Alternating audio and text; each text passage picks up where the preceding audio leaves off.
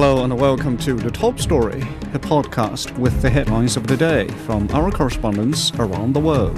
I'm Qizhi. Coming up in this edition, Syrian rebel leader Ahmad al-Sharaa has started discussions on transferring power after unseating President Bashar al-Assad. Violence has escalated in Haiti, with over 100 people killed in a massacre in a large slum in Port-au-Prince. And police have arrested a man suspected of killing the CEO of one of the largest insurers in the United States, ending a 5-day manhunt. We begin with Syria. The Syrian rebel leader has begun discussions on transferring power after his alliance unseated President Bashar al-Assad. Ahmad al-Sharaa has met Prime Minister Mohammad Ghazi al-Jilani to coordinate the steps. The Prime Minister has agreed to hand over the power to the Syrian Salvation Government. Opposition leader Mohammad al-Bashar will lead efforts to form a new Syrian government. The Syrian militant forces that have taken control of Damascus have also announced a general amnesty for all army personnel conscripted into mandatory service. Haida Kazwini has the latest. HTS have arrived into Damascus and they have been deployed into the major key points in Syria. They have been deployed to the ministries which have been closed also for the second day. They have been deployed to the police stations to reinforce the laws and to end any kind of looting. We have other issues, another development, which is a meeting between the Prime Minister al-Jalali, who is selected by the Austrian President Bashar al-Assad, and the Prime Minister appointed by Abu Muhammad al-Jawlani in Idlib, and Abu Muhammad al-Jawlani, the leader of HTS. They met today in Damascus and they discussed the transitional government. They agreed, according to the latest information, that the Prime Minister who is in Idlib, who is in charge of the government of Idlib, the Salvation Government, he is going to be the Prime Minister for the transitional period. That transitional government will form the constitution. It will also call for the parliament election, and at the end it will call for the president election. It will be around he will be a prime minister for around 18 months, maybe more, according to the complexities, according to the updates that will happen in Syria. Actually, the selection of someone from Idlib has stirred some kind of controversies across Syria, because people ask that it is the choice of Abu Muhammad al-Jawlani, the leader of HTS, by himself, and they have other names who are also qualified and capable of taking this position, but the upper hand is now for the HTS leader, because he is the one who ousted Assad, he is the one who conquered Damascus, as they describe it, so he is the one who can make decision right now. That was Haida Kazwini with the latest on Syria. Meanwhile, Lebanese Prime Minister Najib Mikati has urged efforts to tighten control over the border and distance the country from the repercussions of the developments in Syria. The General Security Directorate has kept only one border crossing open, limiting the entry of Syrians, while easing procedures for refugees returning to Syria.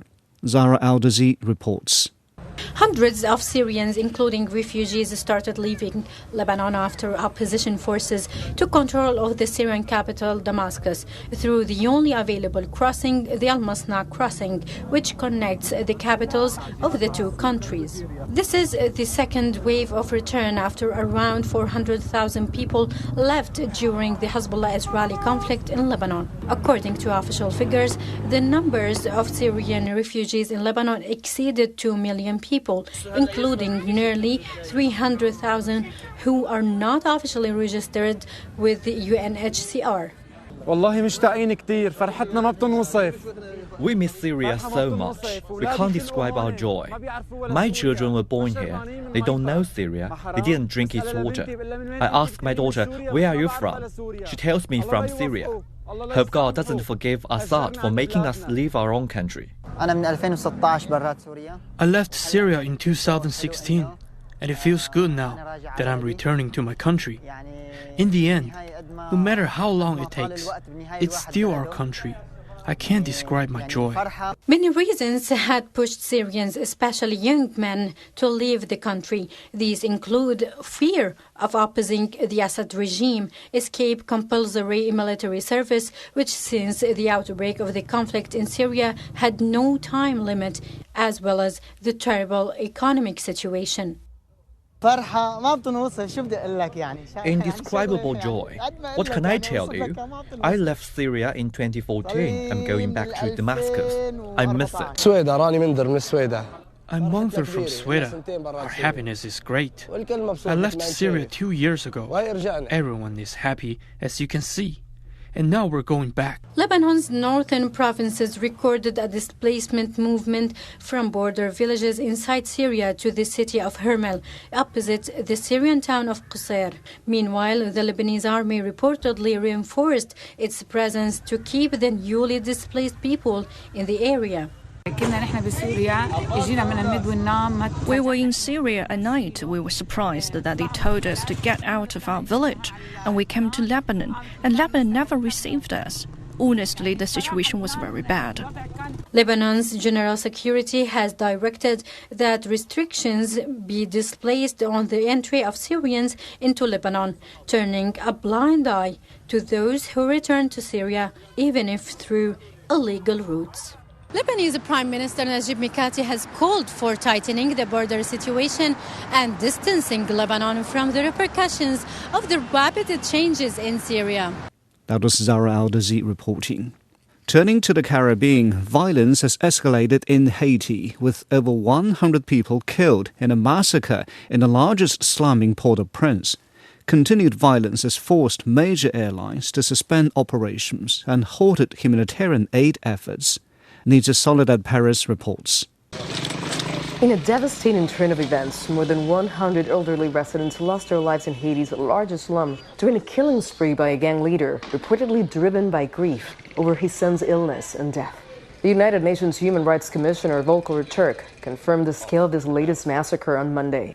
Just this past weekend, at least 184 people were killed in violence orchestrated by the leader of a powerful gang in the Haitian capital Port-au-Prince in the Cité Soleil area.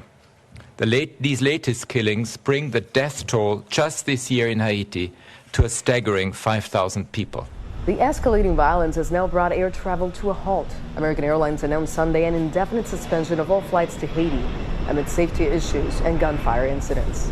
This decision follows the Federal Aviation Administration's 30-day ban on U.S. airlines flying to Haiti after gangs shot at 3 planes. Spirit and JetBlue, the other 2 U.S. carriers serving Haiti, have yet to announce when they might resume operations.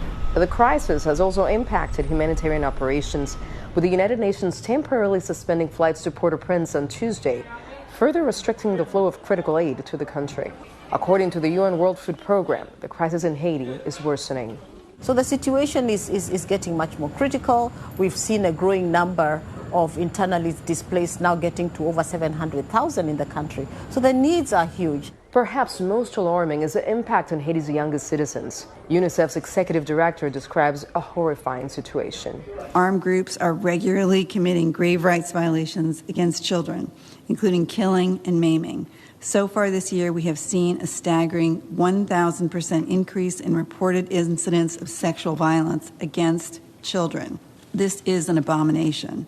To add to the horror, armed groups are also actively recruiting and using children in their operations. Despite a U.S.-backed UN mission in Haiti, efforts to contain the violence have shown little success. The United Nations continues to appeal for additional funding and resources as the country slides further into crisis. That was Nija Soledad Paris on escalating violence in Haiti. In North America, police have arrested a man suspected of killing the chief executive officer of one of the largest insurers in the United States, ending a 5-day manhunt. United Healthcare CEO Brian Thompson died in a shooting in Midtown Manhattan last week. The police captured the suspect at a McDonald's restaurant in Pennsylvania. Sally Patterson has more. 26-year-old Luigi Mangione was arrested at a McDonald's in Pennsylvania. Authorities say he'd been sitting at the fast food restaurant eating when an employee called the police. Officers say the employee recognised him from online photos released by police after Brian Thompson was fatally shot last week. Thompson was the CEO of United Healthcare and had been in Midtown Manhattan for an investor meeting. The shooter fled and a days-long manhunt ensued, both on the ground and online.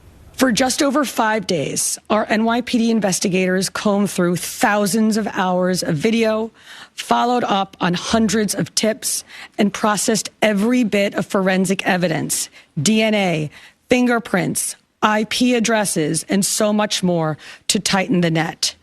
We deployed drones, canine units, and scuba divers. We leveraged the domain awareness system, Argus cameras, and conducted aviation canvasses. A 3-page handwritten document was found with Mangione. Law enforcement officials say he seems to have some, quote, ill will towards corporate America and health insurance companies. Police say he was carrying several fake IDs, a US passport, a firearm, and a suppressor. Mangione was valedictorian of the class of 2016 at the Gilman School, a private school in Baltimore. That was Sally Patterson reporting. Popular video sharing app TikTok has asked a court for an emergency injunction to prevent it becoming unavailable in the US next month. The company asked for a delay in a law that would ban the app from taking effect. The law, currently set to take effect on January 19, 2025, requires app stores and internet providers to block TikTok if its parent company ByteDance doesn't sell the app. Owen Fecklaw has more.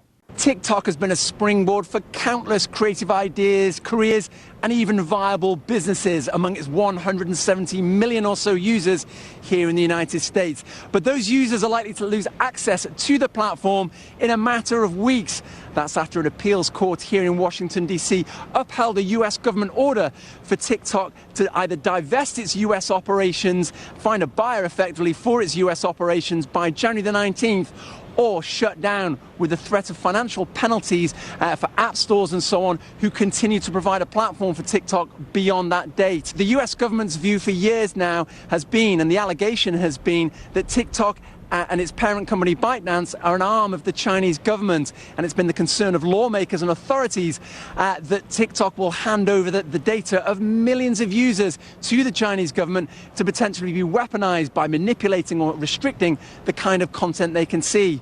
But TikTok has rejected this, saying it and ByteDance are independent of the Chinese government, and both sides in this case have been using the First Amendment of the US Constitution in their arguments. TikTok arguing that it's upholding freedom of expression and the right to expression through its platform, which is renowned for its creativity. And yet authorities here in the United States say they're trying to protect the First Amendment and the First Amendment rights of users by restricting access here in the United States. So it gives you an idea of just how finely balanced all of this is. You'll note that January the 19th is the day before Donald Trump becomes the next president of the United States, and his position has been very unusual. It was Trump who started the ball rolling when he was in office for the first time as US president, threatening to shut TikTok down for the same reasons, those national security reasons, unless it can find a buyer. But since he joined the platform as a presidential candidate, he's now become a fan of it, boasting about his 14 million users or so. And Trump has indicated that he will try to stop TikTok from being shut down, potentially by finding a buyer once he comes into office. That is Owen Fecklaw on the future of TikTok. Finally, in Africa, Ghanaian opposition candidate and former President John Mahama looks set to become the country's next leader. It comes after the ruling party's candidate, Vice President Mahamudu Bawumia, conceded defeat on Sunday. Supporters say they hope that Mahama can fulfill his promises to turn the economy around. Nabil Ahmed Rufai has more on the election results declaration and how people are receiving the results. A couple of hours ago, the Electoral Commission gave an update on its tallying of the votes, and it said that it had obtained 12 results from has gotten results from 12 regions out of the 16 regions in the country. And that particular tally of votes puts John Mahama in the lead with 57% of the votes. Now, it said it was waiting to get the rest of the 4 regions in order to come up with the final results for the entire election. But on the other side, for the presidential election, but on the other side, the parliamentary result has had some challenges. Supporters of the former president, John Mahama, the NDC party, have gathered here because they feel the result of some of the parliamentary candidates are being tampered with, and they would want the Electoral Commission to announce those final results immediately, and they are here and mounting pressure on the officials of the EC. It so happens that the ruling government's candidates also are contesting the results. Now, this is Nabil Ahmed Rufai on the elections in Ghana. Now, recapping the headlines, Syrian rebel leader Ahmad al-Sharaa has started discussions on transferring power after unseating President Bashar al-Assad. Violence has escalated in Haiti, with over 100 people killed in a massacre in the largest slum in Port-au-Prince. And the police have arrested a man suspected of killing the CEO of one of the largest insurers in the US, ending a 5-day manhunt. And that's it for this edition of The Top Story, a podcast that brings you world headlines every weekday. For more news in politics, business, sports and culture, you can subscribe to The Beijing Hour, a 1-hour podcast news magazine program. We welcome and appreciate all ratings and reviews. I'm Qi Zhi. Thanks for listening.